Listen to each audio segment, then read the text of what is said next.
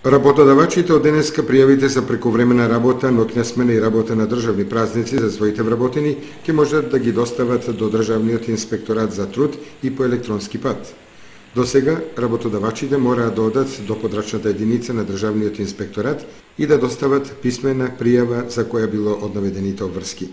Целта на ова електронско пријавување покрај административното олеснување и овозможување поголема сигурност за остварување на правата на работниците, но и овозможување поголема ефикасност во работата на инспекцијата на трудот. И при електронското пријавување, како и при пријавувањето преку писмена изјава, работодавачите треба да ги запазат предвидените рокови во Законот за работни односи. Од воспоставувањето на новиот начин на пријава се задоволни и работодавачите и синдикатите. Според Сојузот на синдикатите на Македонија, со ваквиот начин ќе се обезбеди зголемување на вредноста на трудот на работникот, но и ќе се обезбеди поголема транспарентност и контрола на остварување на правата на работниците.